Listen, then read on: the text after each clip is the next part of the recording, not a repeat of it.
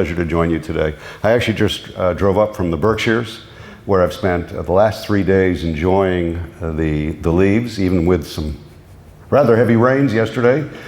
The autumn foliage was beautiful, and boy, I was just enjoying the museums and historical sites in the Berkshires. It was fabulous. That was a homecoming trip for me. I also have family connections in the Berkshires. And it's a pleasure, of course, to be here as part of the commemoration of the 400th anniversary of the founding of Quincy, Massachusetts. I do mention, well, you've already heard, I do have strong ties to Eastern Mass, including the Framingham-Natick area.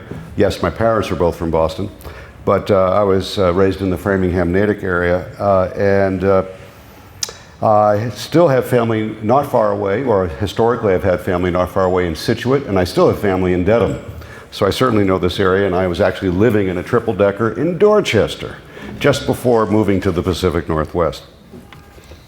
And once again, I've spent a lot of time just this past year, because you already heard reference to the fact. I might talk more about it at the end if I'm prompted, but we have a new film that's coming out on PBS this December. It's called From Sea to Shining Sea, Katharine Lee Bates and the Story of America the Beautiful. And it's one of the many programs that's being brought to public television. In addition to Ken Burns' magnum opus on the American Revolution, there are smaller films. Our film about Katharine Lee Bates is one of those to set. I know Massachusetts 250 already began, but most of the rest of the nation is still behind Massachusetts, and they're commemorating America 250 in 2026. So, I expect everyone here recognize this name, this individual you see up here in the front. By the way, that's of course the very famous, I expect many of you know John Singer Sargent. That's the very famous portrait by John Singer Sargent, life-size portrait of Frederick Law Olmsted that hangs very prominently at the Biltmore estate. They move it around. It's typically in one of the grand staircases, but I've noticed over the years it's not always in the same position. But it's somewhere to be found in the Biltmore estate if you take a tour of Biltmore.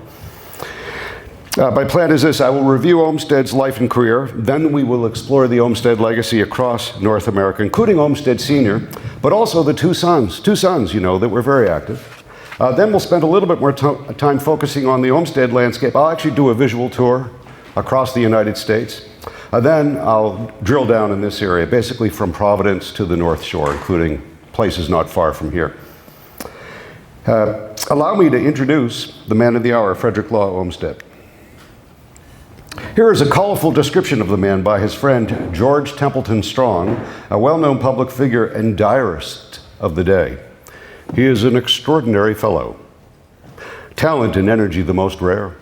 Absolute purity and disinterestedness. Prominent defects, a monomania for system and organization.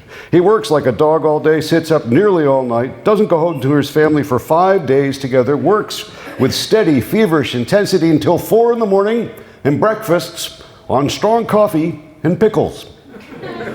Now, I don't know about you, ladies and gentlemen. I did breakfast on strong coffee this morning, but I held off on the pickles until after this program tonight. I might finally indulge in the pickles. Well, here is Frederick himself reminiscing on his boyhood. I was very active, imaginative, inventive, impulsive, enterprising, trustful, and heedless. A troublesome and mischievous boy. I was nominally the pupil of a topographical engineer, but really, for the most part, given over to a decently restrained vagabond life, generally pursued under the guise of an angler, a fowler, or a dabbler on the shallowest shores of the deep sea of the natural sciences. Well, that mischievous boy turned vagabond certainly eventually made something of his life. I hope you come away from this evening's program with a more enhanced feel for this man and what made him tick. Central Park, Brooklyn's Prospect Park, Boston's Emerald Necklace, which you all know, the White City of the Chicago World's Fair, the park systems of Buffalo. Here's Delaware Park, part of a large park system in Buffalo. Here's a Cherokee Park, part of a large park system in Louisville. Legacy Parks in Chicago. Here is the Japanese Garden inside the Jackson Park in Chicago, holdover from the World Columbian Exposition of 1893. Parks also in Detroit. Here's Belle Isle in Detroit. Olmsted Linear Park in the Druid Hills neighborhood of Atlanta. The Biltmore Estate, which I'll return to. The U.S. Capitol grounds, I'll also return to that. Riverside, Illinois, one of the first planned green garden suburbs in the United States, just west of Chicago. Mount Royal Park and Montreal. Where do you think they all get? It's the same name, Montreal Park, Mount Royal. It's the central park not only of Montreal, but of all of Canada. Niagara Falls, I'll also return to that. That's right, Niagara Falls. Wait to hear this story if you don't already know it. And the Olmsted imprint across America is simply astounding. Those are just a handful, by the way. Those are just a handful of the celebrated masterful landscapes designed by Frederick Law Olmsted Sr. But if you add in the park designs and landscapes carried out by his two sons and the Olmsted Brothers firm, headquartered in Brookline, Massachusetts until the 1970s, the imprint across the geography of North America is astounding. 700 public parks and 6,000 commissions across almost all of North America, save Alaska, and there's even a smidge in Hawaii, by the way. I want to share a few items with you from media coverage in recent years. We're in a library, we have a very literate group with us. Some of you read the New York Review of Books. Well, a few years ago, there was an article titled America's Green Giant by a scholar named Martin Filler, including discussion of new volumes by and about Frederick Law Olmsted, including this collected writings. After initially, scholar Filler, writing in the New York Review, after initially calling attention to the acclaim that has been received by the High Line linear park along Manhattan's west side, Filler writes this: "Yet however much the High Line has enriched the post-millennial megalopolis, its social effects pale in comparison to the revolutionary vision of the public park as promulgated by its greatest American exponent, the 19th century polymath, Frederick Law Olmsted." I expect some of you read this a couple of years ago in the pages of the New York Times, a moving essay by Michiko Kakutani, who is an avid bird watcher. The heading of this was "Finding Refuge and a Snowy Owl in Central Park." Here is an extract of a longer column of hers. Let's start with a nice wintertime picture of Central Park. "Central Park has long provided a refuge from the anxieties and stresses of daily life, perhaps never more so than during the time of the coronavirus. New Yorkers who visited the park every day, as well as those who have long taken it for granted, felt a renewed love for this amazing rectangle of green in the heart of the big city. Its startlingly lush woodlands and rolling lawns, its meandering trails and wide open meadows, and of course its astonishing wildlife, including owls. Here is the very snowy owl, including owls, herons, and a dizzying array of other birds who for generations have used Central Park as a vital rest stop in their migratory travels, knowing what many humans only came to fully appreciate during the uncertainties of the pandemic, that the park is a beautiful and essential sanctuary." Boy, did she ever nail it, Michiko Kakutani. And by the way, if I were the copy editor of the New York Times, I would have bolded and italicized that word, essential. These are not amenities. They are essential infrastructure to our very lives and livelihoods here in America and around the world. Just to give you a sense of the path that brought me to the film project, it actually premiered in 2014, but it's been airing around the US ever since. It's on Amazon Prime, it's on YouTube, it's on pbs.org, you can find it. But what brought me to that path? Well, when I was young, I would visit the house of my maternal grandparents, very near Boston's Franklin Park. As an adult, I would regularly walk along Olmsted's Back Bay Fens and the Fenway. There's a famous, gorgeous Olmsted Bridge. I would visit the Museum of Fine Arts and, of course, the Isabella Stewart Gardner Museum right along the Fenway. I would jog around, as an adult, I would jog around Jamaica Pond and botanize and stroll, and in winter, cross-country ski at the Olmsted-designed Harvard Arnold Arboretum. All of those parks, as you all know, are integrated into Boston's famed Emerald Necklace, a crescent of Olmsted-designed parks and parkways that wind around a major portion of the city of Boston. I would also, a little later, visit Central Park, and eventually I would come across Prospect Park in Brooklyn. And when I entered through this arch and saw the vast expanse of the Long Meadow in the distance, tears welled up in my eyes as I was overwhelmed by its sheer beauty and utter perfection. That was decades before it was a glimmer in my eye that I would end up producing a film about Mr. Olmsted. I expect some of you saw our film. As I said, it's widely available. You can easily find it. It's an hour-long film. You can easily find it.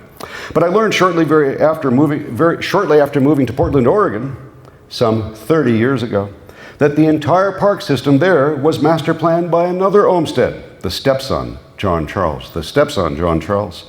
And then about 17, 18 years ago, after completion of a prior film, thinking of what would be next, I approached an old friend back in Massachusetts here, Lawrence Hott, An accomplished filmmaker, an associate, a co-founder of Florentine Films with Ken Burns. Larry and I go back a long ways. Ken and I do too. We were classmates in college. And I proposed a collaboration. Well, finally it did appear again in 2014, but I've been fortunate ever since then to continue to present it across the US and programs like this. And I've also, during the past 10 years or so, continued to dig into the Olmsted archives, meet with scholars, practitioners, explore additional Olmsted landscapes, revisit some of my favorite places. So allow me to summarize some of the salient content of the film and expand upon it and share some of my gleanings with you. His early years in brief, a little bit of biography for those of you who haven't delved into the biography. In brief, Frederick Law Olmsted's life began in 1822 as the first son, well, let's bring it back here, I'm missing a picture of him. Anyway, he was the first son of successful merchant John Olmsted of Hartford, Connecticut. And as a youth, he roamed his native Connecticut landscape, like you see depicted here, in his father's saddle, on horseback, in virtually silent, contemplative trips through the New England countryside. Young Frederick attended boarding schools in Connecticut, but he had to abandon plans for college due to weak eyesight. He briefly worked for a New York City dry goods importing firm, but the young man was captured by the romance of life at sea. In 1843, he set out for China as an apprentice seaman. Thus, Fred Olmsted, young Fred Olmsted, had his year before the mast, if you will, as a seaman sailing to China and back. In fact, if you read the biographies, it was a harrowing experience. He barely made it back alive. But he did attend lectures at Yale, including one on the subject of scientific agriculture. His brother, his beloved younger brother, John Hall Olmsted, who you'll meet in a minute, was enrolled at Yale, not Fred, but he did, in essence, audit some of his brother's classes. One of his favorite classes was actually scientific agriculture. Another one was chemistry. He was very scientifically oriented back then. He did hang out with a bunch of Yaleys during that time, some of whom became highly influential. Here they are. Here's Frederick. Here's his beloved younger brother, John Hull. And here is Charles Loring Brace. Who was Charles Loring Brace? The founder of the Children's Aid Society, subsequently one of the most influential social reformers in the 19th century. And he had a profound influence on his best friend's life choices and career. In 1846, Olmsted began to explore career, in fact, as a scientific farmer, a field that was on the rise. First, he apprenticed at a model farm near Syracuse, New York. Then, with his father's financial assistance, he farms first on the Connecticut shore. Doesn't work out real well. He subsequently buys a larger property on Staten Island, Tosamook Farm. There is Olmsted's sketch of it down below. And there he makes improvements, lots of landscaping, lots of tree planting, and he grows veggies and fruit for the New York City market. And he experiments with new drainage techniques. He was really a master of drainage techniques early on, one of his specialties. In case you're wondering what's the story with this, well, it was recently placed on it still exists. It was recently placed on the New York State Historic Registry. It's not yet on the National Registry. And I need to update this picture because it has been improved since then. It was not in good shape until recent years. There's a local nonprofit that's raising money to restore the interior, the exterior, and the property, and then at a date yet to be announced, it'll be open for historic home tours in the future on Staten Island. Because this is where he begins his career in New York City, including at Central Park, by the way. In 1850, Frederick travels to Europe and the British Isles in the company of his brother, John Hull Olmsted, and that good friend, Charles Loring Brace. Also in 1850, Olmsted is hired by the early version of the New York Times to tour the South and file reports from the field. More about those chapters shortly. I'm going to return to some of these. In 1855, Olmsted becomes partner in the firm that publishes the popular Putnam's Monthly magazine. But that business fails in 1857. That same year, Olmsted's first book about the South, A Journey in the Seaboard Slave States, is published to some considerable critical acclaim, but not widely read, not yet. 1857 is a momentous year in Olmsted's life. He's appointed first superintendent of Central Park. And it is after that that he and English-born architect Calvert Vaux, we cannot forget his key collaborator, collaborate on the winning design for the park called Greensward. And with that success, Olmsted is appointed architect-in-chief for Central Park. This is the picture many of us carry in our heads of the man with his very dapper, with his cape and hat. In 1859, Frederick marries Mary Cleveland Perkins Olmsted, his brother's widow, formally adopts her children, raising them as his own. In 1861, Olmsted is appointed General Secretary of the U.S. Sanitary Commission, a Civil War-era national medical relief effort securing aid and supplies for wounded soldiers. More about that in a few minutes, too. After resigning his appointment with the Sanitary Commission, Olmsted is appointed Commissioner of the Yosemite and Mariposa mining estates, very near Yosemite Valley in the Sierra Nevada. He moves his entire family to the Sierra Nevada. And there he manages a gold mine of all things. In fact, John Fremont's gold mine in a roughneck mining town. Here it is, Mariposa, California, circa 1850. But while there, he's appointed to a California State Commission and plays a leadership role in writing the first report proposing the permanent protection of Yosemite Valley. I'm going to more about that report in a little bit. That was 1865 when he produces this report for the state of California. Olmsted, in 1865, Olmsted is reappointed landscape architect for Central Park, and with Calvert Vaux, he begins work on Prospect Park in Brooklyn.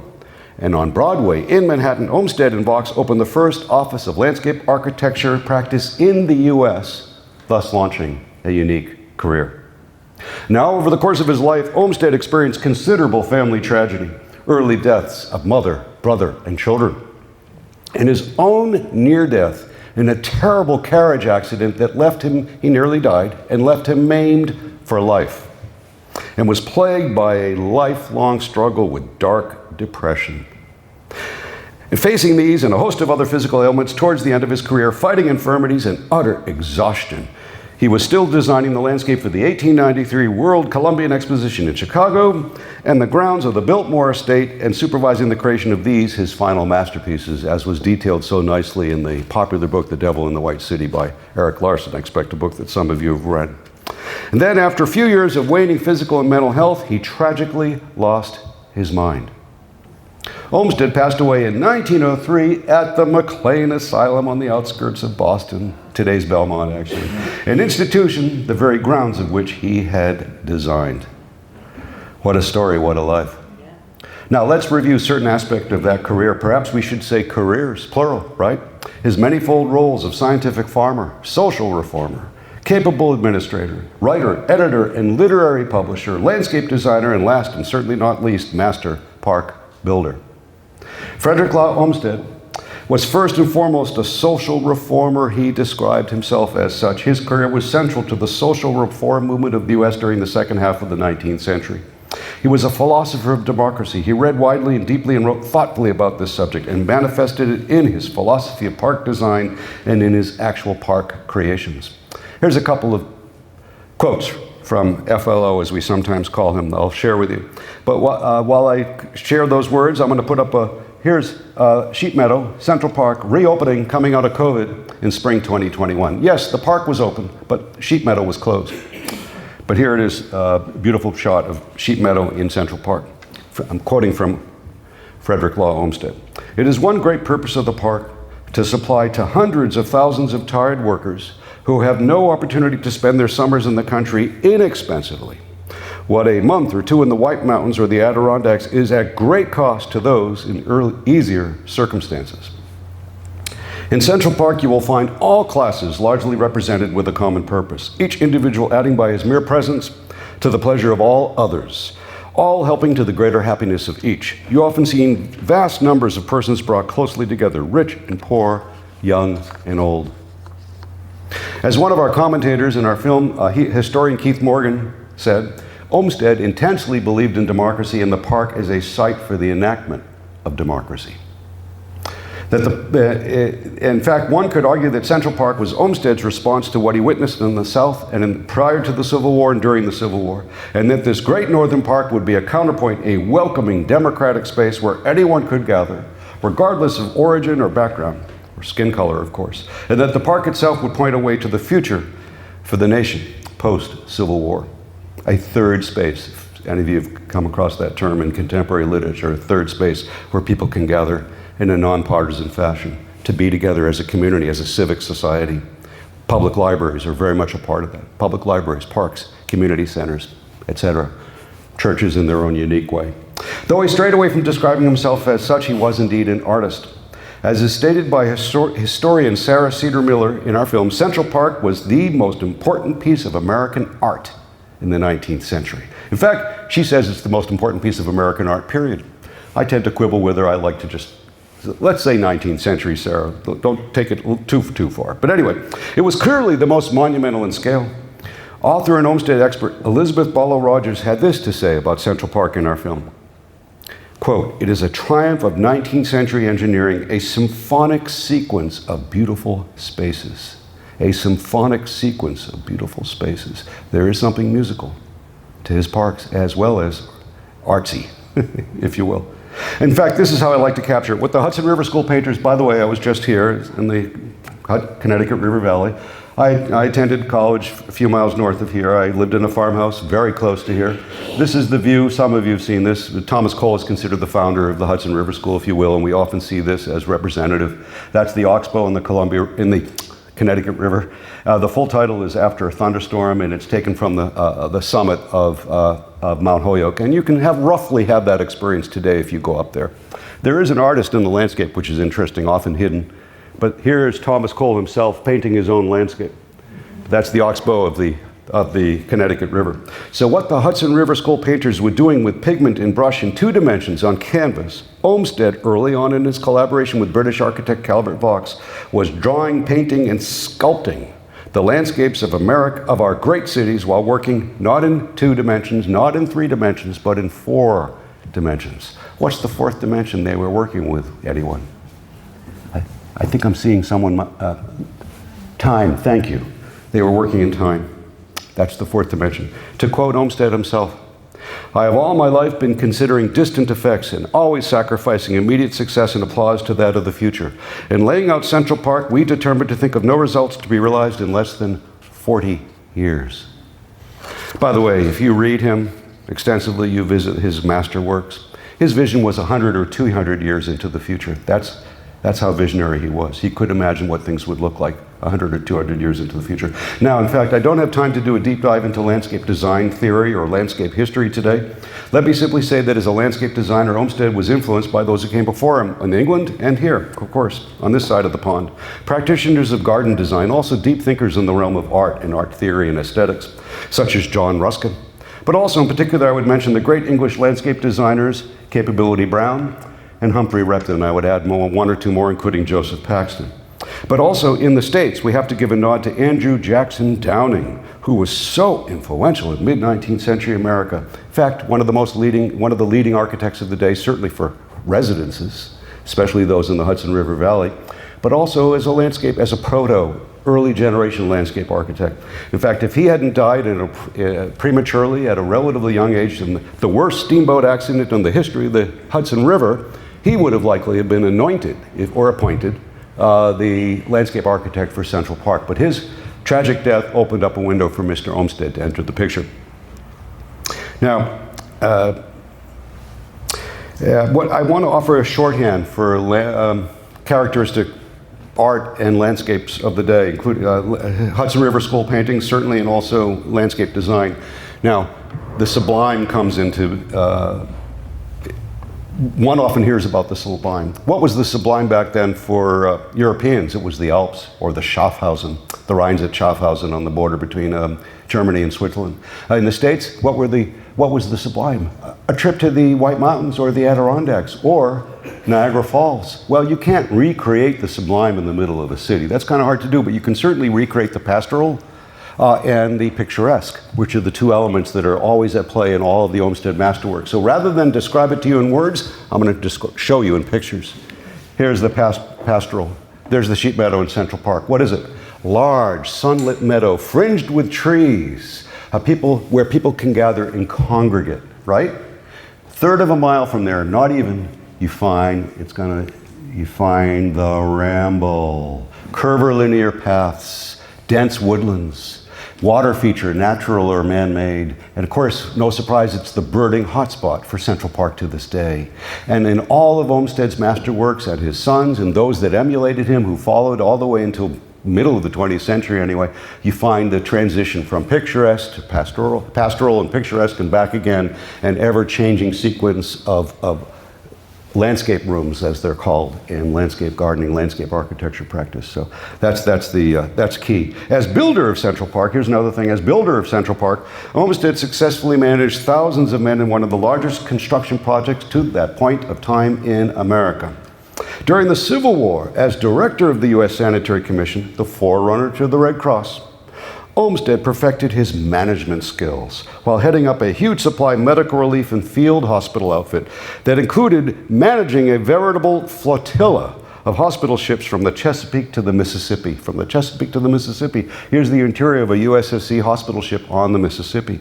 During this period, Olmsted reorganized the entire Army Medical Corps, coordinated contributions and volunteers from local aid societies. In fact, the Sanitary Commission was the largest national public health initiative up to that time in American history.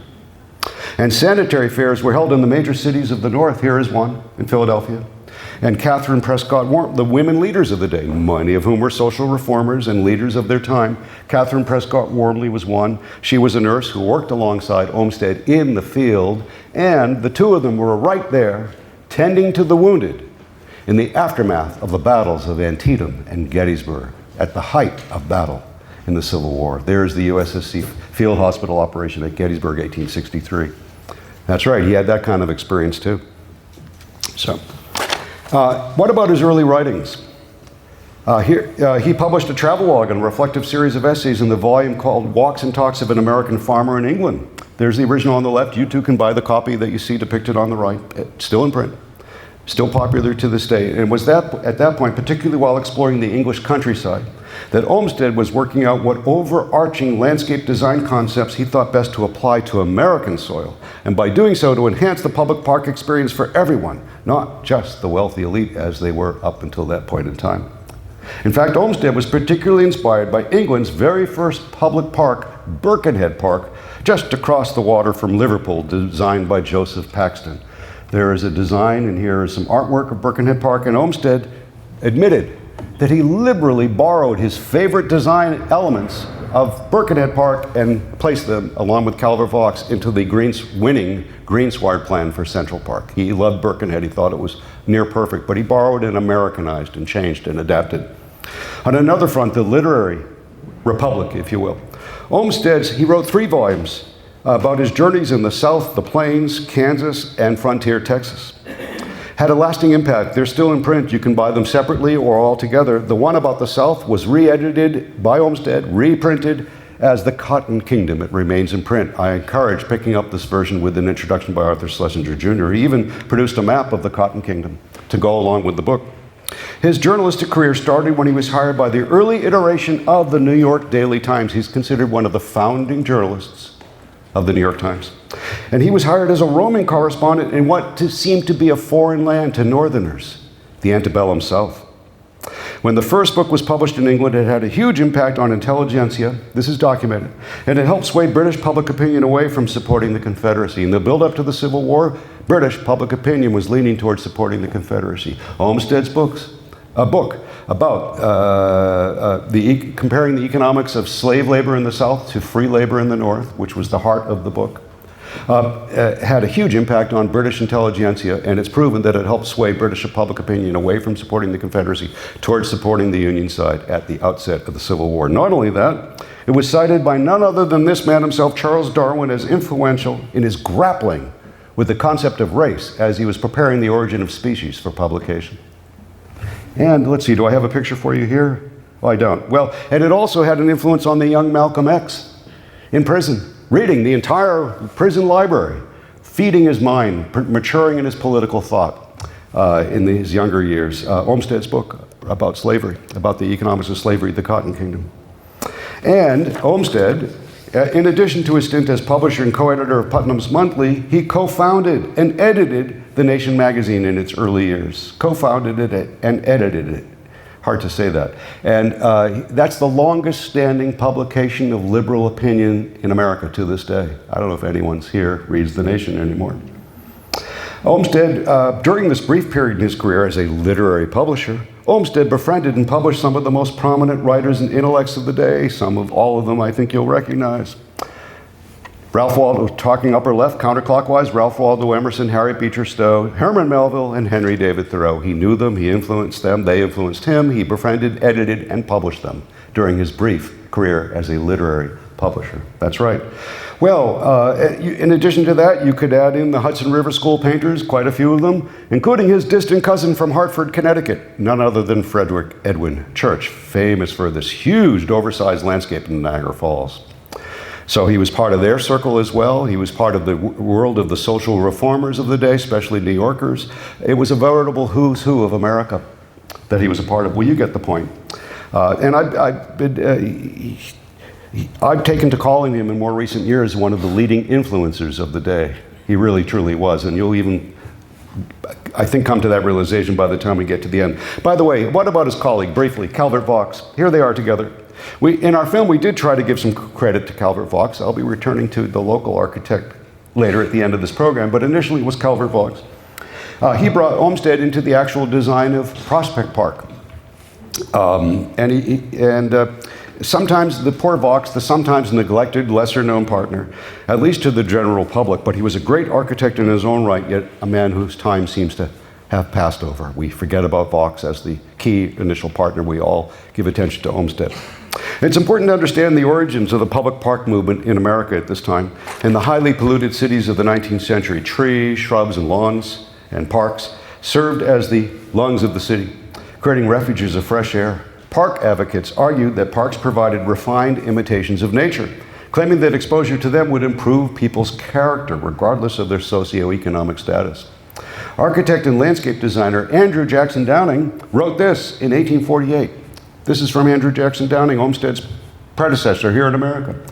Parks will be better preachers of temperance than temperance societies, better refiners of national manners than dancing schools, and better promoters of general good feeling than any lectures on the philosophy of happiness. Pretty good, Andrew Jackson Downing, mid-19th century, for him to have said that about parks.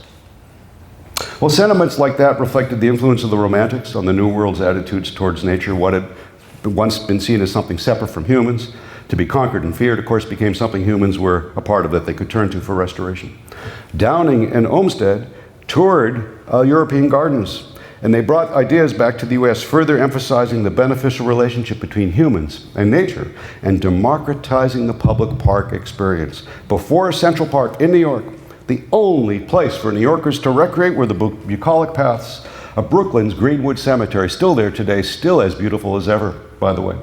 The principal place for urban New Yorkers to recreate in, but it wasn't the commoners, it wasn't the working class of New York, it was the gentle folk, the gentility, who would show up after church on their carriages in their Sunday finest to perambulate around the park, and the common folks were intimidated by that. They didn't dare go into Greenwood to mix it up with the upper class. This was the Gilded Age, folks. So, and Olmsted was adamant that Central Park serve everyone, regardless of skin color, family origin, or economic status. And I should emphasize here also that parks were absolutely seen as instruments for public health. In mid-19th century New York, and all across America and around the world, there were still outbreaks of cholera and other terrible diseases. In fact, Olmsted, Frederick Law and Mary Olmsted, lost their first child due to an outbreak of cholera in New York City at that time. Though the epidemiology of such diseases was imperfectly understood, indeed Central Park served as the lungs of the city. In their argument supporting the design for Central Park, Olmsted and his collaborator Vaux wrote this in 1868. Bear with me, it's a little bit of a longer extract. There is no doubt that the more intense intellectual activity which prevails equally in the library, in the workshop, and the counting room makes tranquilizing recreation more essential to continued health and strength. Civilized men are more and more subject to insidious enemies to their health and happiness, and against these the remedy cannot be found in medicine or in athletic recreations, but only in sunlight at such forms of gentle exercise as are calculated to equalize the circulation and relieve the brain. Now, that's somewhat antiquated language there, but you may not entirely agree with their case for passive versus active recreation. Times have changed in that respect. But unquestionably, along with Henry David Thoreau and John Muir, you could throw in a few others. Olmsted was an early proponent of forest bathing, unquestionably. He was an early proponent of forest bathing, a concept, the modern concept of which derives from Japan, which has become so popular in the last decade or so. If he were with us at this time, I wonder what he would think when he sees so many people wandering around in a park in a beautiful outdoor environment with a soundtrack continuously beaming in their ears, nearly oblivious of all the sounds of nature, including birdsong, or this trio of young people on a park bench with their eyes entranced by their shimmering screens. And I will point the finger at myself. I'm susceptible to this too. But I wonder what Olmsted would think. I think he would be more than chagrined to see this kind of behavior on a regular basis in outdoors. It's one thing in city streets, it might be dangerous, but it's one thing in city streets, but in a public park, in an outdoor environment, pay attention to nature with all your senses. Okay, now enough on that. Now, our film zooms in on the stories of Central Park, Prospect Park, Buffalo, and Boston's Emerald Necklace. But a few notes to share with you. Then I'm going to move on and talk about, you'll see where I'm going. First of all, here's Prospect Park. By the way, they considered it the most perfect park. And by the way, most Olmsted scholars and landscape historians today, if you look at the Olmsted record, consider Prospect the most perfect of all the parks. Why? Especially as compared with Central Park. They weren't confined to a rectangular environment. They didn't have as much political interference and fiscal interference. And the modern parks, when you compare the two, Central Park has been far more as beautiful as it is, it's been far more compromised than has Prospect Park. So they considered it their most perfect collaboration together, the two of them. Endale Arts, if you go to Prospect Park today, come out enter through the Grand Army Plaza entrance, which, by the way, I haven't even been there in the last couple of years, but the Grand Army Plaza itself has been entirely renovated. And enter through the Endale Arch. There's the before, and that's what it looks like down below. They brought it back to the Olmsted original. Isn't that stunning down below? There it is at the Endale Arch, Prospect Park. Isn't that beautiful? And here's the Back Bay Fens. This is of particular note for locals. Here it is, the Back Bay Fens, 1887, which predated the Emerald Necklace. This was his first Boston project, the Back Bay Fens. What were they, anyone? The public sewers of the city of Boston with the tidelands of the Charles River and the remnant little brook that was there. Muddy River, of course. We now refer to it as Muddy River. Here's a map by the Emerald Necklace. This is what it looks like now. This is, by the way, considered the first true wetland restoration project in the history of the United States, Olmsted's project at the Back Bay Fens. What else to share with you? Here's Buffalo. It's the first integrated park system in America. We do make the point in their film. 3 master parks, smaller ones, all connected by parkways and landscape traffic circles. And they were invented. Literally, the modern parkway as we know it was invented by Olmsted and Vaux at Buffalo. And Buffalo is the first integrated park system to ever be created in America. And here are a couple of the parks. Delaware on the left, Front Park on the right. Here are the parkways. That's historic Lincoln Parkway with equestrian traffic on the left and Bidwell Parkway on the right. We're not talking narrow green strips. We're talking the size of this building. The Central Parkway is, with multiple trails, the size of this building with additional landscaped roadways on either side and landscaped circles, traffic circles connecting, a hub and spoke system. It's really quite extraordinary. And if you ever go to Buffalo, oh my goodness, well, you all are H.H. Richardson fans, so here's a good one for you. Here is an amazing collaboration in Buffalo. It was the Buffalo Insane Asylum. It's been nearly fully restored. It is considered the most, along with the New York State Capitol in Albany, you have to add that to the list, but this, if you are in Buffalo, you have to visit this. It's now called the Richardson Olmsted Complex. It's a boutique hotel, restaurant, conference center, meeting space with the entire structure restored and the Olmsted landscape restored. It's really quite extraordinary. And look at that. That's what Niagara Falls looked like before Olmsted got a hand on it. That's right, 1870s. In the 1860s at Yosemite, Olmsted had advanced the theory that a republic had the responsibility to protect scenic beauty. In the 1870s, he put theory into practice at the highly degraded industrial site of Niagara Falls. That's what the American side looked like, part of it. And the national campaign to preserve the waterfall complex was called the Free Niagara Movement, led by Olmsted, he recruited the leading intellectuals of the Western world, particularly America and British, for a campaign to restore Niagara Falls to as proper and natural beauty as could be at the time. The first big national campaign for scenic preservation, and it resulted in an unparalleled legislation on the part of New York to create the first state park in the nation, the Niagara Falls State Reservation, to clear away all the industry, to return the falls to a natural state. And Olmsted and Vaux, obviously, would be the ones hired to design the new state park.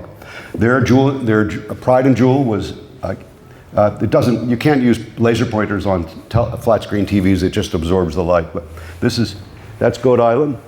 And they designed it. And they felt the falls were spectacular, but Olmsted was entranced by the rapids above the falls. He wanted to provide public access till you could surround yourself with the rapids above the falls, which is why he designed and maintained as best as possible the scenery of Goat Island, which I have to tell you has been compromised since. But anyway, there's the Goat Island Bridge, and this is the bridge to the Three Sisters. So you can surround yourself with the rapids above the falls. And I agree with the commentary in our film that you surround yourself with those stunning rapids above the falls, with the mist rising and the roar of the falls below. It's a rich visual and oral experience, completely counterpoint to the viewing the falls from either the American or the Canadian side. Let's talk about I'm going to talk about the two brothers, sons. I'll try to move this ahead without getting you bogged down in too much biographical detail. But remember, the younger brother died young in Europe from tuberculosis. He left behind a widow and young children. Frederick dutifully married his brother's widow, Mary Olmsted, formally adopted her children, raising them as his own. This young man, John Charles Olmsted, learned his father's acute skills of reading the land, understanding soil and vegetation types, acquired his father's artistic skills as a draftsman and designer. He joined the firm in 1875 after graduating from Yale. And he worked, before his father's retirement, he worked with him on many projects, including the Back Bay Fence and the Biltmore Estate in North Carolina. Then, as senior partner in the Olmsted Brothers firm, he led the Essex County, New Jersey, the first county-wide park system in America, Essex County.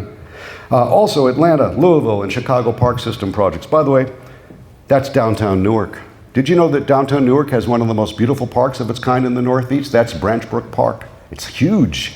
It's more spectacular than any of the cherry blossoms you'll see anywhere else in America, including in Washington, D.C. I put it to you. It's well worth going to at the height of the cherry blossom season. Extraordinary. And he came to the Pacific Northwest, where I've lived for the last 30 years. He was entranced by images like this. That's the steep embankments with Douglas fir, Puget Sound. That's Seattle, north of Seattle. Here is Seattle. The view, you can barely make it out, but that's Mount Rainier. The view of the hovering mountain to the southeast of the city. Well, and the interesting thing is, he left Boston looking just like this, and I looked like a proper Bostonian when I left Boston, and I moved to the Pacific Northwest 30 years ago. Look what happens. Oh, he becomes Sherlock Holmes. And the funny thing is, the same thing happened to me 30 years ago when I moved from Boston to Portland, Oregon. These things just happen to you. You can't help it, because it's the moss, it's the rain. It just makes everything grow.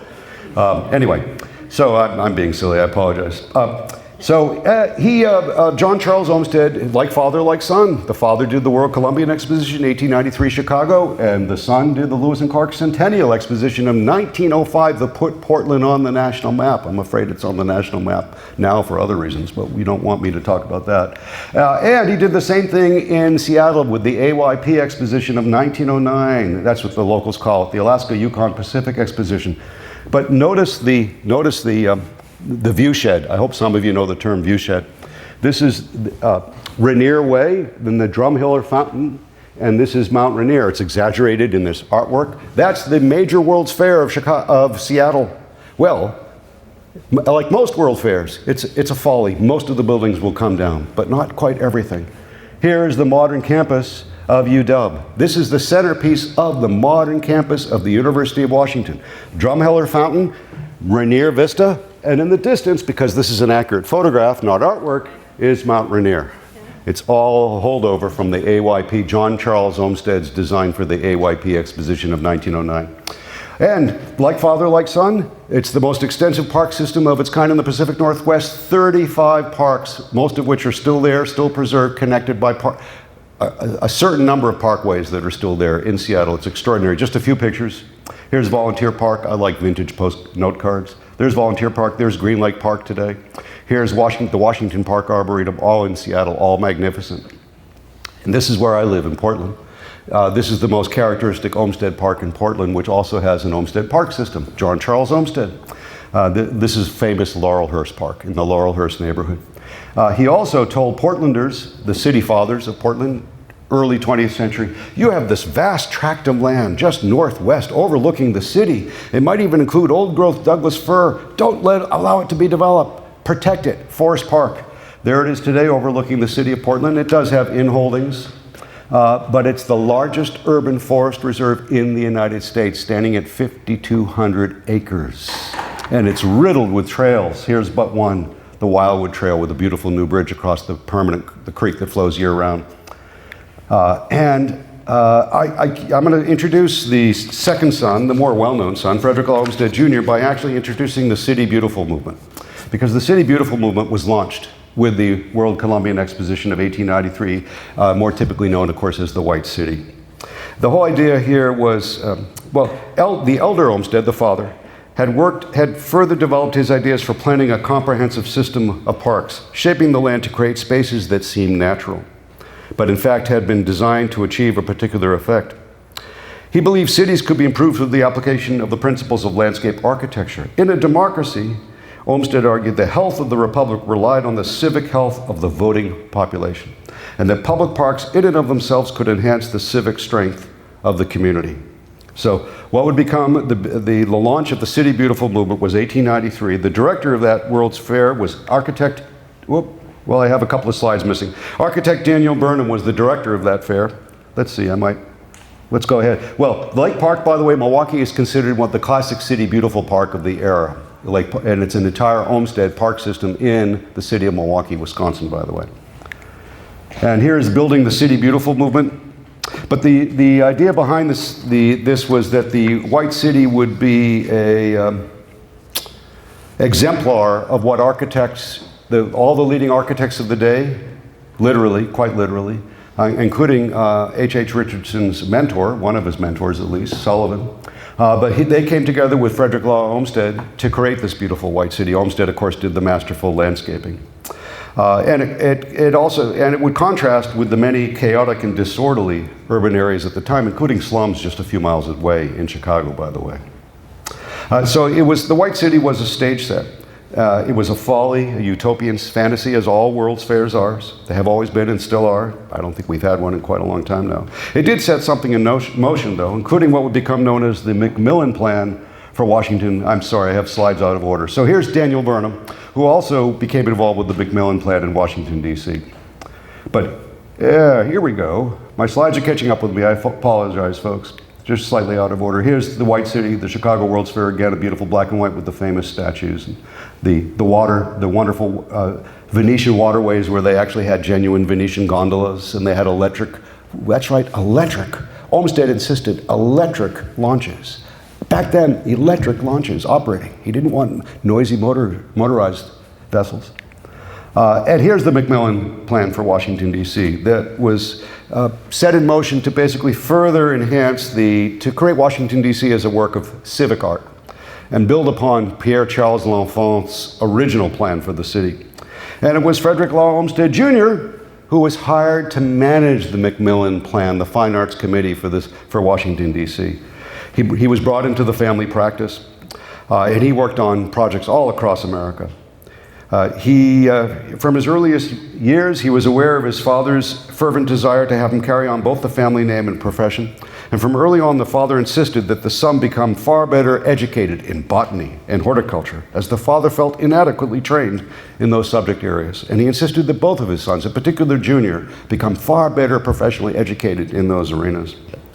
In the waning years of his life, the father included the young son in culminating projects of his own career, while still a student at Harvard. He spent a summer working as the White City of the World's Columbian Exposition rose in Chicago. After graduating in 1894, he spent a year on site at Biltmore, the 100,000-acre estate being developed for George Vanderbilt in Asheville, North Carolina. And by the way, do I have pictures of the gardens? Yes, there's the gardens. If you've been there, you've seen the gardens. But Olmsted didn't just work on the gardens. He master planned the entire 100,000-acre estate and all of the plantings. They're all listed in the Olmsted archives. Practically every single blade of grass was planned by Frederick Law Olmsted. It is stunning. Not just the formal gardens adjacent to the famous house. The entire landscape was master planned by Mr. Olmsted. The younger brother joined his older brother here and the father in Fairstead. You two can go there today. Has anyone been? The Frederick Law Olmsted National Historic Site.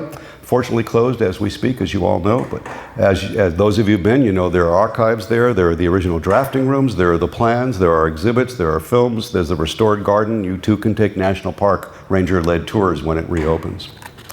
But so that was the family home and the family practice. I'm so glad to know that many have been there. What about what about the Macmillan Commission in Washington, D.C.? Well, a partial listing of Junior's projects in the nation's capital reads like a guide to Washington, D.C., including, here he is at Fairstead, including the National Mall, the Jefferson Memorial. Some of these I'm not even going to picture for you. Roosevelt Island, the National Cathedral grounds, the National Zoo, the White House grounds, here indicated as the Executive Mansion, and Rock Creek Park and Parkway, all Frederick Law Olmsted, all Olmsted brothers. There's hardly a site in the nation's capital that hasn't had a touch of one member of the Olmsted family or another, including the U.S. Capitol grounds. The entire Capitol grounds were re-landscaped by Frederick Law Olmsted Sr. when he was still active. And he completely flipped the entrances. He moved the back entrance to the front, and he created and built the Capitol steps. That's Frederick Law Olmsted Sr. And I have to wonder, folks, pause myself for just a minute. Remember, Olmsted saw all of his landscapes as places where Americans would enact democracy. I highly doubt the activities of January 6, 2021 anywhere came close to Notion's idea of Americans enacting democracy. Very sad. Well, in August 2015, the National Park Service hosted a special event commemorating the 150th anniversary of Olmsted Historic Report, Yosemite and the Mariposa Grove of Big Trees. By the way, they did that here at the Olmsted National Historic Site, not at Yosemite. That report is largely credited with providing the basis for the creation of Yosemite National Park. And its thoughtful wording is considered by many to be the first step in the establishment of our national park system. You can pick up the report. And in 2016, the son, Frederick Law Olmsted Jr., wrote the legislation, the founding legislation and the guiding rules and regulations for the National Park Service with the creation of the Organic Act, of course, passed into law by Congress. Like father, like son. The Olmsted Brothers firm worked on many national parks across America right until their closing days. What about the visitor centers? What about the approach roads and the exit roads and all of the ways in and out? And what about the trails that surrounded the visitor centers? They all had to be landscaped by professionals. Who did the landscaping? Among others, the Olmsted Brothers, including Acadia National Park, Everglades National Park, Great Smoky Mountains, Yosemite National Park, and also Redwoods National Park. They worked on all of those places. Now, I've already, let's see, I'm going to try to, I want to give you, before we move any further, here's a gorgeous picture of Yosemite. By the way, it wasn't until really relatively recent years, 2015, that the National Park Service has sort of changed its whole origin story. There's a famous campfire scene with Teddy Roosevelt and John Muir and so on and so forth. But by the National Park's own terms now, Frederick Law Olmsted is considered one of the founding fathers of our national parks and our entire national park system. And it's on their own websites. And it's pretty well proven by the documents, the background here. Now, let's go out west. I'm going to take you out west briefly. I live in the west, and so many Easters are unaware of how vast the Olmsted legacy is in the west as well. I'm going to show you but a few sites very quickly. Then we'll come back to the northeast, and we'll finish in this neck of the woods. Denver Mountain Parks, the entire Denver Mountain Park system, master planned by the Olmsted brothers. It includes There it is, Red Rocks Park, famous for the Red Rock Amphitheater. Now, I have to tell you, that was added to the portfolio after the Olmsted brothers did the master plan, but it is now part of the Denver Mountain Park system, which is comparable to Boston's Metropolitan Park System, the Outer Ring Park System around Boston, by the way. Let's go out to California. Mountain View Cemetery. It is the Mount Auburn Cemetery of the San Francisco Bay Area. It's in the hills above Oakland, where the founding fathers, if you will, of California, many of them are interred. And it's in Oakland. This is Olmsted Senior, by the way. Here are views of the cemetery with beautiful views across the bay with that big city there, San Francisco, but this is in Oakland. And Stanford University. It's considered the most picture-perfect, cohesive landscape and architecture plan of any university of its kind in the country because of the way it holds together so well. And it was a collaborative project, equal part and contested, I have to tell you, tempestuous, between Frederick Law Olmsted and Leland Stanford. But nonetheless, they finally produced a plan that stood the test of time. Here's some images for you of the landscape there, and of course the architecture too. And look how cohesive it is. That's a nice aerial view. And actually, the architect of note today for the Stanford campus is doing her level best to restore some of the degraded Olmsted portions of that campus plan. They're returning to it now. What else in California? Well, around 1930, Frederick Law Olmsted Jr.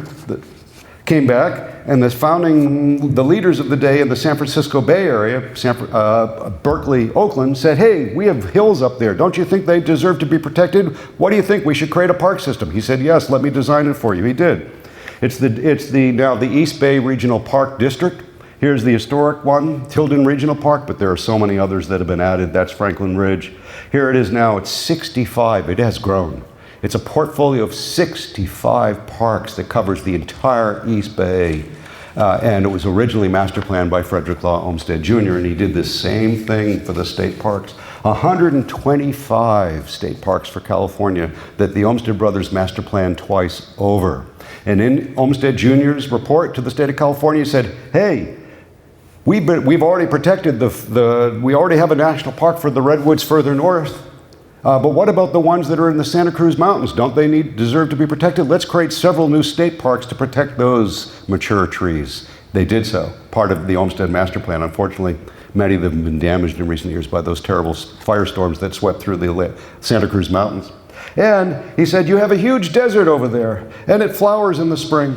And why don't we create a desert state park? It's the Anza Borrega Desert State Park. It's the largest state park of all in the entire state of California, also part of the original Olmsted Master Plan. And he said, the city, in a place called Ranchos Palos Verdes, developers hired the Olmsted brothers to create their largest residential design subdivision in their history. We now call it Palos Verdes Estates. There it is today. The entire community, every house lot, every park, every street, every trail, all master planned by the Olmsted brothers. It's still there today. It's having subsidence problems because of the geology, unfortunately, but that was a big project for the Olmsted brothers. And they did the same thing back east. Here is Riverside, Illinois, where the father started. But the sons, the brothers followed suit all over the east. Forest Hills Gardens in Queens, master planned by the Olmsted brothers. Roland Park in Baltimore, master planned by the Olmsted brothers. Mountain Lake Estates, now a historic district in Lake Wales, Florida, master planned by the Olmsted brothers. It is extraordinary. It's beautiful. It's gated. You need to know someone to get in. However, on the other side of the hill, which is one of the highest properties in the state of California, Florida, 400 feet high, folks. It's the Central Ridge, the Lake Wales Ridge in Central Florida, about an hour south of Orlando, is this, Bok Tower Gardens. Is it ever beautiful? It is amazing. There's a long story there, but this is the Botanical Gardens jewel designed by Frederick Law Olmsted Jr. It is stunningly beautiful. And they're doing a lot of works to improve this, continue to improve it, and the nearby community of Lake Wales. So if you're ever anywhere within 50 or 100 miles of this place on Orlando or the Palm Beach or something, take the side trip to go to Bok Tower Gardens. It is well worth it. You'll find it worth your cost of admission, if I can put it that way. This one was meant to be hidden, so we'll just move ahead. Let's bring it up to Massachusetts. I want to focus basically from Worcester to points east. But Holyoke, by the way, does have a considerable Olmsted history. In fact, I've just come from Connecticut and Western Mass, and I did a whole program in Hartford. So Connecticut, of course, has homestead landscapes all over the place, as does metropolitan New York and the Hudson River Valley and Long Island. Can't take time to explore those now. But Holyoke actually was a major target, if you will. They had money. It was a wealthy city once upon a time, maybe not now. And they spent money on parks, and they hired the Olmsted brothers to do those parks. And here's some of them. Prospect Park, Pulaski Park, the Riverside Springdale Park, the Jones Pond Park. These are all Holyoke, can you believe it? And the Mount Holyoke Seminary. Here it is, the Mount Holyoke Seminary. What do we call it now? Mount Holyoke College, of course. But the entire place was, almost the entire core campus was Olmsted. Very major presence there. Of all the colleges of that caliber, Mount Holyoke has one of the most intact Olmsted landscapes. And here, even this lake was on the Olmsted plan. Junior really liked the lake. I like winter images too. And here is the Skinner Green and the Skinner Hall behind Mount Holyoke. Let's move ahead. Amherst College, I'm going to flash by these because I really want to get closer geographically. Amherst College, Amherst Town Common, that's right. Sweetser Park, that's right. It's still there in Amherst, and even the Evergreens, which is Austin Dickinson's home, next to his sister, Emily Dickinson. So Austin knew Frederick Law Olmsted Sr. They knew one another, they visited, and Olmsted came and did quite a bit of work in the center of Amherst. And UMass, actually, Olmsted did an original plan, but it's his trained associate who split off to become a well-known landscape architect and urban planner of his own right, Warren Manning, who actually did the principal plan for today's University of Massachusetts, which of course was called the Massachusetts Agricultural College in its early days. It was an Aggie school. Groton School, one of the primo private schools of all of New England, certainly, just east of Worcester, is the entire landscape is a Olmsted landscape, and it's just extraordinarily beautiful. I wish I could take you. There's a good aerial of it. Just amazing. Beautiful, beautiful. And Elm Park in Worcester, which, along with Bushnell Park in Hartford, claims to be the first publicly funded park in the United States. Well, it vies with Bushnell Park. They both claim it. And however, Bushnell Park is not an Olmsted Park, but Elm Park in Worcester is. It's small, but it's lovely. Here's a couple of images of Elm Park in Worcester. And let's go to Newport. I'm going to start in Newport and work my way up, okay? So we're going to start in Newport. I'll also talk Providence briefly. But here's Hammersmith Farm. It's also Olmsted Brothers. Hammersmith was made famous because that's where the Kennedys spent some time, and they attended a famous ball there, and there's pictures of JFK and Jackie dancing together at the ball and so forth. And of course, these are the modern, the modern day, of course, Gilded Age wealthy of Newport that were still active, at least even until quite recent years, in today's Newport. This is the Auchincloss family, by the way, Hammersmith Farm. But I want to, and here they are, I beg your pardon, here's the picture. They actually were married there. They were married at their wedding at Hammersmith Farm. And here's the Blue Garden in Newport. Oh my goodness, is it ever beautiful. Now, the house no longer exists. The house was Arthur Curtis and Harriet Parsons. The original estate is no longer there. The original structure is no longer there, but the Blue Garden is. And it is stunning. You too can make plans if you book it ahead to visit the Blue Garden. Here's the masquerade of the Blue Garden. It was a very famous place that hosted masquerades. This is 1913. And here it is today. And it happens to be a Boston area landscape consultant and historian who actually advised on the restoration of Blue Garden to bring it back to its Olmsted original plan as best as possible. That's what it looks like today. That's in Newport. Isn't that stunning? And Brown University, the historic quad at Brown University is also Olmsted. Here's the John Brown House, which is adjacent, it's actually separate to, but adjacent to the Brown University campus. And the John Brown House actually has an Olmsted Brothers garden that was just restored. So there's quite a bit of Olmsted actually in Providence. And here's New Bedford. It's the principal park of New Bedford, Buttonwood Park, and that is an Olmsted park. It's considered the central park of New Bedford, which, as you, I think, know, cities like Fall River and New Bedford were once quite wealthy. Both, obviously the whaling era in New Bedford, but in more recent years, the industrial activity of the area, especially Fall River. But they had money to spend on parks once upon a time. Now, maybe not so much. But there's Buttonwood Park. These are Fall River parks, Kennedy Park, formerly South Park, and Ruggles Park in Fall River. Here is, I think we're getting closer to home, here is a place that's one of my favorites, I hope it's some of your favorites too, World's End Reservation, that is senior. That's a senior project. And of course, it's now owned and managed by the trustees of reservations. But that's a characteristic image. And some of you might know the story that it was once, briefly at least, considered to be a site to locate the United Nations headquarters. What? But that's correct, it was. But there it is, it's all protected. That was senior. It's one of senior's big projects for the area, the World's End Reservation. And then we have the MDC. Well, I still call them by their old name. The Boston Metropolitan Park System by Charles Eliot. Who was Charles Eliot? Some of you will recognize the name. First of all, he was the son of the president of Harvard. They were both of some note, needless to say. He started with the Olmsteds, then he split off on his own. He had his own practice, but he also died somewhat young. But here is the Boston Metropolitan Park System, which is now managed by the Department of Conservation, right? Is that what it's called now? Massachusetts, sorry, DCR, thank you, the DCR. It's part of the DCR system now, but I knew it growing up as part of the MDC system. But you have the Blue Hill, do I have pictures? I might. Here's the Blue Hills Reservation. It's really quite magnificent if you haven't been. I love this, doing yoga on the summit of the Blue Hills there. And here's the Middlesex Fells Reservation in Stoneham with the beautiful stone tower. And here's another site that not a lot of people know about. It's in Waltham. It's called the Stonehurst is the name of the estate, but it's the Robert Treat Paine estate. And it was F.L.O. and H.H. Richardson collaborating together. Look at that design. Do you recognize some common elements? Maybe. But H.H. Richardson didn't just do the kind of structure that you see here. He worked with natural stone as well. And the two of them collaborated beautifully on this magnificent estate that you can visit. It is open to the public certain hours. And Moraine Farm in Beverly. This is senior. Again, it's considered by many to be the most perfect single residential design in New England. By Olmsted. This is Olmsted Senior, Moraine Farm in Beverly, and it's now being parceled together. It was broken up to many different parcels. The trustees of reservations is partnering with others. They are now reassembling this broken up estate into a single intact place that you too can visit for public visitation, both the historic structures and the landscape. It's really quite lovely. You can already go there today and visit some of it. Other parts are, I think, still quasi-private with a school, maybe an environmental ed organization, I forget, but slowly it's being all reassembled into one estate that will be open for the public. Here's on the Crane estate, of course, Ipswich. Now, he didn't do the whole estate. Olmsted did not do the whole estate. It's also, as you know, a trustee of reservation property.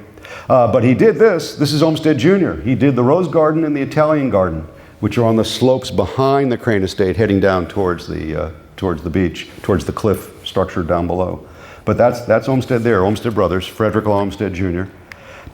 Let me just back up. So speaking of Charles Eliot, he co-founded the Trustees of Reservations. And the Trustees of Reservations is arguably a stepchild of Olmsted. It's very much, it can be pointed to as a quasi-Olmsted stepchild because of Charles Eliot starting his career with the Olmsteds, breaking off on his own and creating the Metropolitan Park System, the Outer Emerald Necklace, and co-founding the Trustees of Reservations. He's one of the co-founders of it, unless I'm mistaken. So I like to say that the Trustees is arguably a stepchild of Olmsted. I hope we don't have anyone on the Trustees board here, but you might want to might differ with me, I don't know, but I would put it to you that it is. There's certainly an Olmsted heritage there. Here's Wellesley College, also an Olmsted landscape. Not all of it, but part of it. This part of it that I'm depicting, and it's Olmsted Brothers. It's Rick Olmsted, we call him Rick, the junior, who actually did the work at Wellesley College. The father had some ideas early on that were never implemented. So later in the 20th century, they brought Rick in, the Olmsted Brothers, and they did work around the lake and the landscape that surrounds the lake below the historic buildings on the campus. And here we are in Northeaston, which has an incredible assembly of H.H. Richardson, the greatest assembly, I think, in one area of H.H. Richardson Olmsted collaborations. It's extraordinary. There's the Governor Oliver Ames estate. Of course, once again, this particular property is Trustees of Reservations. Here's Frederick Ames and Governor of Massachusetts, Oliver Ames. They're cousins. And there's a long story there of their family history and their wealth, and I won't get into that completely just now. But this is where I think the beginning of H.H. Richardson and Frederick Law Olmsted, it's the key part of their collaboration is everything they did for the Ames family in Northeaston. I hope many of you have been there. If you haven't, do. It's open, some of these are open year-round, some are maybe only open seasonally. Here's the famous Ames Gate. It's really quite lovely. This You can approach, if I have it right, you can approach it and take pictures of it, but you can't go through that gate, but I might be wrong. And here, they even did a train station there, the Old Colony Rail Station. Again, Richardson's the building, Olmsted did the grounds. And here is another view of it.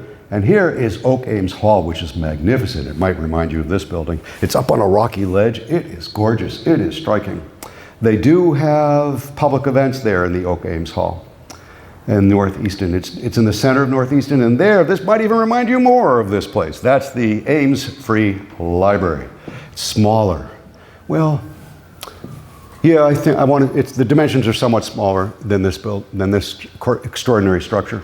But is it ever gorgeous? And of course, this might remind you of the certain aspects of the interior here. So do go to Northeastern, compare and contrast. It's well worth going. That's the public library. It's open public library hours. Here is both of them together, side by side. It's an assembly. It's a campus. Oak Ames Memorial Hall and the Ames Free Library. And the Rockery, which is a World War I memorial. No, not. If it's Frederick, I have to double check that, the date on that, and whether it's Frederick Olmsted Sr. or Jr., but it is a war memorial, and I'd have to double check which war they were actually. It might actually be the Civil War, so I'd have to double check against that, but that's the Rockery. I might have note of it somewhere. It was created, I beg your pardon, so here you go. It's a Civil War memorial, I thought so. It is Frederick Olmsted Sr. It was created in 1882 as a memorial for the Northeastern citizens lost in the Civil War. That's what I thought. And you can see boulders are heaped. It's an asymmetric mound, and you can walk under it and to the top of it. It's distinctive and different, needless to say. And then, of course, you have this. Oh, there we are finally. The first opened on May 30th, 1882, funding by Albert Crane and his mother, Clarissa Starkey Crane, in an effort to memorialize his father, the granite magnate Thomas Crane, here in Quincy history. And of course, it's H.H. Richardson, of course, and Frederick Law Olmsted, and we have many people here who know far more about this particular site and the buildings on the site than I do. So, and as you know, it's had additions and wings added and so on and so forth, but it is an extraordinary building and an extraordinary landscape, and highly praised in H.H. Richardson architectural history circles, needless to say. And there are the public grounds, the library and the grounds, and the assembly of the two buildings. So it really is quite astounding. And I'm not going to spend time, I'm not going to dwell on that here, because I don't think I was brought here for that purpose. You all know much more about it, and there's literature. I'm surrounded with literature about it as we're actually in one of these interior spaces. So let's bring this to a close, shall we?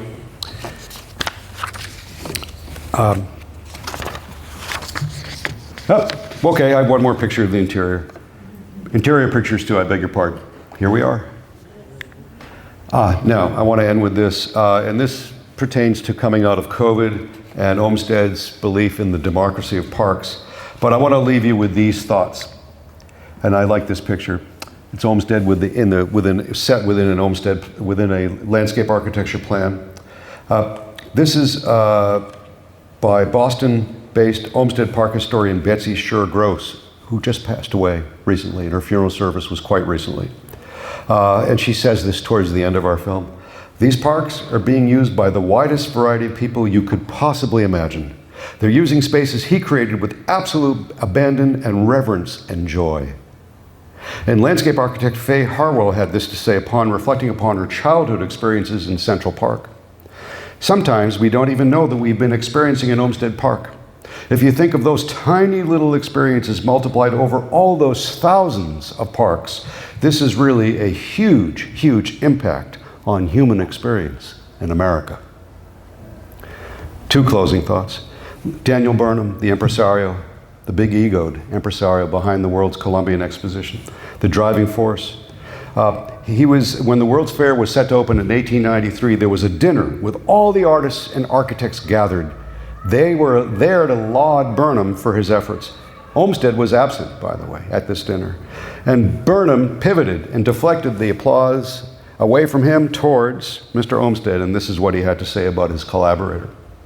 Each of you knows the name and genius of him who stands first in the heart and confidence of American artists, the creator of your own parks.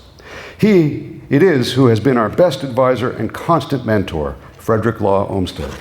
An artist, he paints with lakes and wooded slopes, with lawns and banks and forest-covered hills, with mountainsides and ocean views. He should stand where I do tonight, not for the deeds of later years alone, but for what his brain has wrought and his pen has taught for half a century. In conclusion, in Frederick Law Olmsted's own words, the beauty of the park should be in the beauty of the fields, the meadow, the prairie, of the green pastures and the still waters. What we want to gain is tranquility and rest to the mind. Is it doubtful it does men good to come together this way in pure air and under the light of heaven? Well, it seems to me that prescription, if you will, rings as loud today in 2025 as it did in the late 19th century. Thank you, Frederick Law Olmsted and Sons. And thanks all of you for coming out this evening. Thanks very much.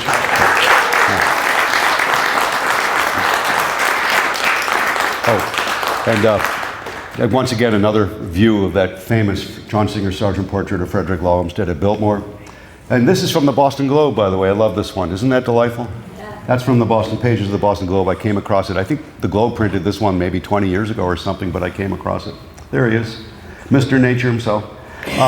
And by the way, if you want books, boy, I can recommend books. One of them, I think, is featured over there in the end table, but there's so many good books about Olmsted and his landscapes. This is my favorite biography. There are many biographies, older ones, newer ones. This is the middle one. I still think it's the best, Clearing the Distance by Witold Rybczynski. But this one is more recent and almost as good, more readable, Genius of Place by Justin Martin. Here is the masterwork by Charles Beveridge, Frederick Law Olmsted, Designing the American Landscape. I think I saw that on a table, maybe not. Here is the new biography of Frederick Law Olmsted Jr. by Elizabeth Hope Cushing. It came out a few years ago, the first full-length biography of Jr. Here, these are my two new favorite books are these. They came out during the time of the Olmsted Bicentennial, which was just 3 years ago, the Olmsted 200, 2022. The Power of Scenery, Frederick Law Olmsted and the Origin of National Parks by Dennis Drabel. And Olmsted and Yosemite, Civil War, Abolition, and the National Park Idea by Rolf Diamant and Ethan Carr. Highly recommend those two. Here's a great book about what Central Park was before it became Central Park by Sarah Cedar Mueller, quite revealing. This is kind of key, isn't it? And this, I think, is over there, I know for a fact. Architects of an American Landscape by Hugh Howard. Of course, it's about H.H. Richardson and Mr. Olmsted and their collaboration. So.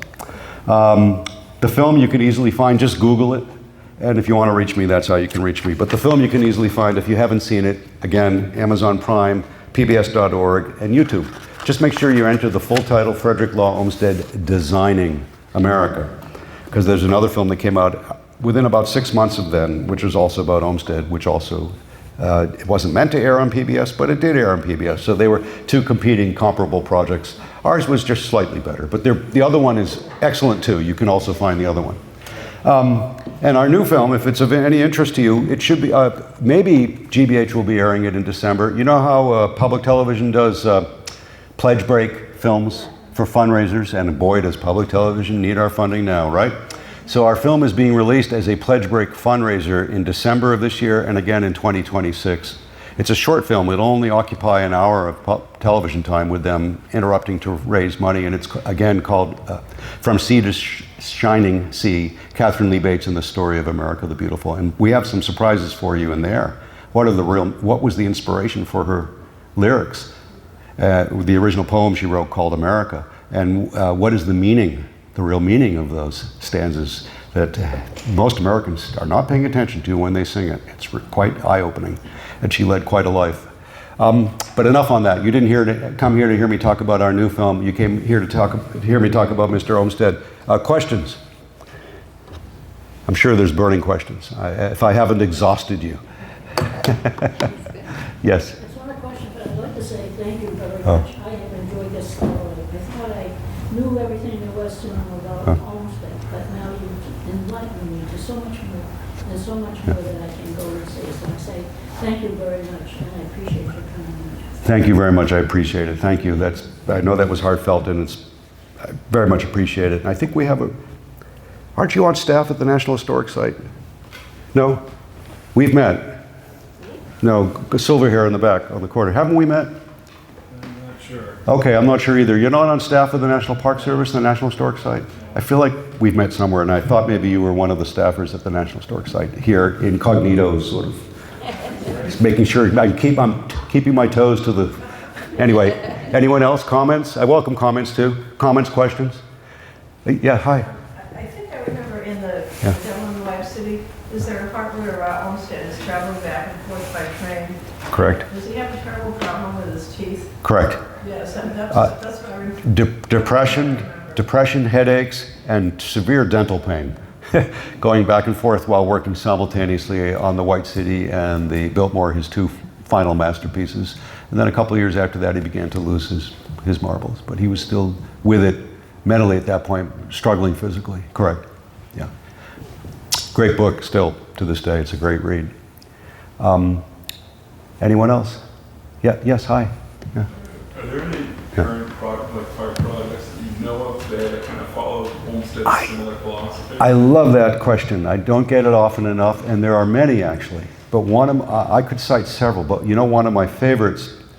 There are others, but I'll give you one. On the outskirts of Louisville, now there's a new park called the Parklands of Floyd's Fork, and it was launched by a private organization called 21st Century Parks, and they had a lot of money. That makes a difference. But they created a brand new linear park system with hugely diverse landscapes contained within that linear park. It's really quite extraordinary, much of which contains a flowing creek which you can canoe in.